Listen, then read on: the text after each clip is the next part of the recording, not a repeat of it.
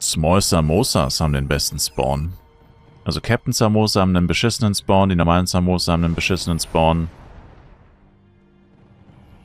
Entweder Small Couchtisch oder Small Samosa. Die haben auf jeden Fall die besseren Spawns. Also Captain Samosa hat den schlechtesten Spawn in ganz Kailun. Captain Samosa sind richtige... Oh, die normalen Samosa sind auch nicht viel besser. Also besser als die Captains, aber nicht besser als die Smalls. Und bei den Couchtischen ist es eigentlich ähnlich. Die Smalls, also bei den Couchtischen haben die Captains den besten Spawn, aber die Smalls haben auch einen guten Spawn. Das wäre so deine Auswahl. Also Captain Couchtisch ist natürlich noch viel zu hoch für dich.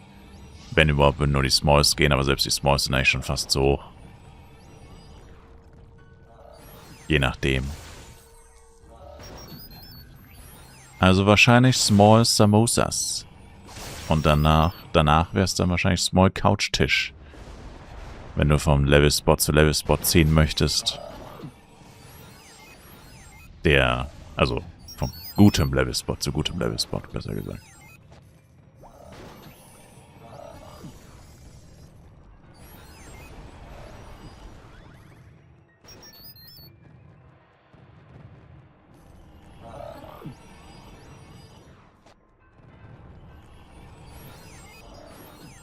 Und was geht ab? 50 Shades of Combo Gaming.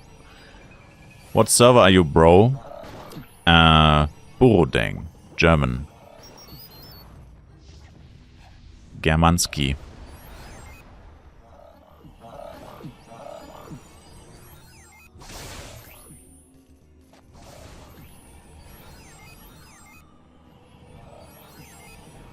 Bei Argus war ich am struggeln mit dem DPS.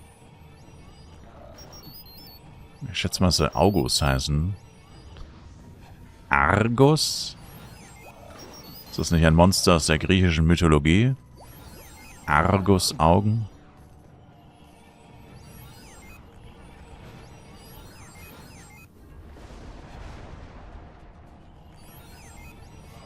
Dann sind deine Fragen mit 130 noch harmlos, Ronny. Das war ja nur eine allgemeine Feststellung, dass man in dem Levelbereich das einfach selber ausprobiert normalerweise. Oder auch Personal Preference genannt.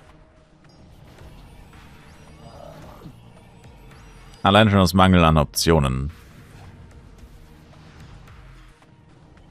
Also mit 161 kannst du theoretisch auch noch in Envy Depths leveln. Cursed Envy Depths geht ja bis 165. Aber ehrlich gesagt... Ich bin mir ziemlich sicher, dass Small Samosas viel mehr XP gibt als Envy Depths. Einzige Vorteil in Envy Depths wäre, du kannst Jewelboxen droppen und Oris. Aber naja, auf Borodeng, wie viele Jewelboxen und Oris droppt man da schon? 2 Jewelboxen vielleicht im Schnitt, wenn du alle Monster killst. Und wenn du Glück hast, in jedem 5. Run vielleicht mal ein Ori. Und mit jedem 5. Run meine ich wahrscheinlich eher jeden 10.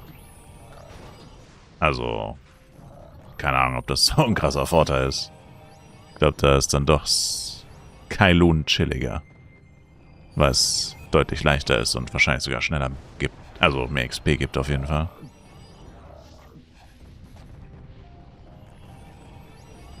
Also so viele Wahlmöglichkeiten hat man im Late Game ja gar nicht mehr, wo man hingeht. Also vor allem auf 166 hast du eigentlich überhaupt keine mehr. Dann ist es wirklich nur noch Personal Preference, zu welchen Monstern ich eher gehen möchte oder welchen Spot ich lieber finde. Lieber mag, besser finde. Kommt ja auch darauf an, ob man tatsächlich AOE ist, wie die meisten. Oder vielleicht doch 1v1. Das 1v1 spielt halt meistens keine Rolle, wo man hingeht, weil die wenigsten 1v1-Spieler haben so einen krassen Damage, dass das wirklich relevant wäre.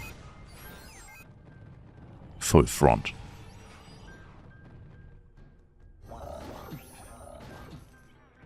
Da musst du schon ziemlich krasses Equipment haben, dass das 1v1 dann Spawn oder der Spot so eine krasse Auswirkung hat wie bei 1v1. Bei AOE. Bei AOE ist das natürlich schon ein bisschen was anderes.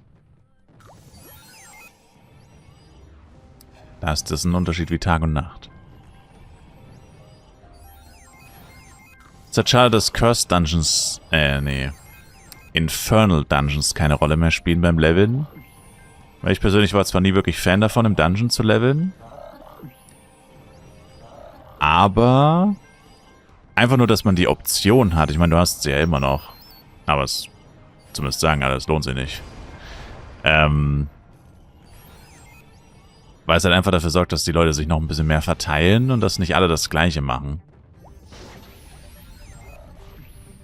Und das ist ein bisschen schade, dass das jetzt im Late Game tatsächlich eigentlich komplett weggefallen ist.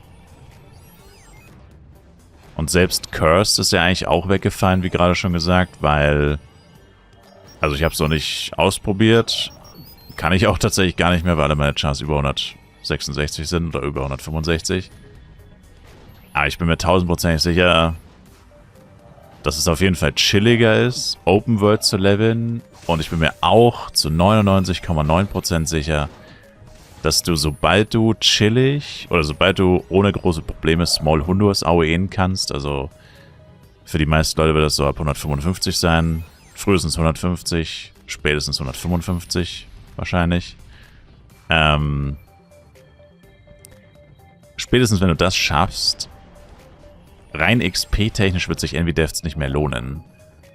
Erstens hast du einen größeren Aufwand mit den Dungeon Coins, mit Cooldowns und so weiter. Zweitens sind die Monster in dem Dungeon ja trotzdem viel stärker. Also Kylun-Monster sind auch stark, aber Dungeon-Monster sind einfach nochmal viel stärker trotzdem. Also der Struggle oder der Power-Up-Verbrauch wäre im Dungeon auch nochmal höher.